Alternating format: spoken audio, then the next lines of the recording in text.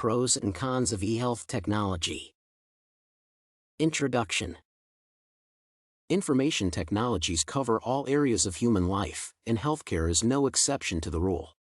Doctors and their patients can benefit significantly from the use of mobile apps and other programs for the treatment of various diseases. However, the development of new tools intended to facilitate the process comes with challenges, and their full implementation requires time for adoption by hospitals.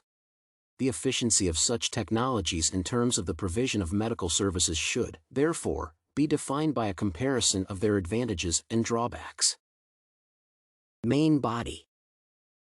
The use of e-health technology contributes to successful treatment for patients at hospitals. The principal advantage lies in the opportunity to process a larger amount of medical data, thereby lowering the workload of physicians.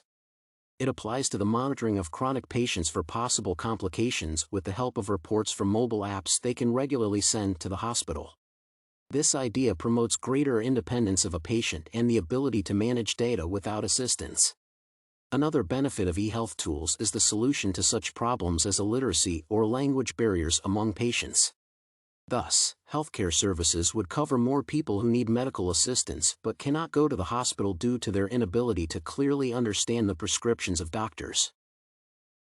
Although the benefits of the use of e-health technology are undeniable, certain drawbacks can decrease the efficiency of its work. Most of them are connected to medical personnel and their decisions concerning the use of such technologies. The adoption of new mobile apps, for example, takes much time as it is necessary to not only incorporate them but also ensure their compatibility with the existing systems of healthcare provision. Hence, doctors tend to renounce the use of health apps due to the lack of time for their adoption and the risk of a decline in productivity. Moreover, physicians fear the possibility of losing contact with their patients, which can be essential for successful treatment.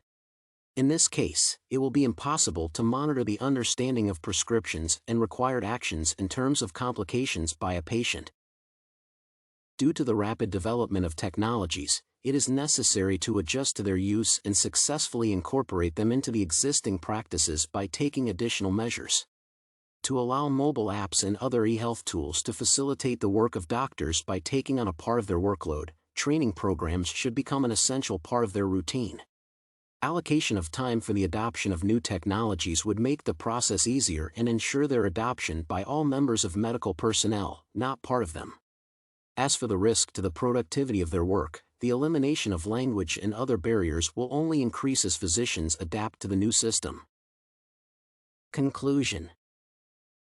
The adoption of e-health technology such as mobile apps is intended to reduce the workload of medical personnel as well as provide healthcare services of better quality.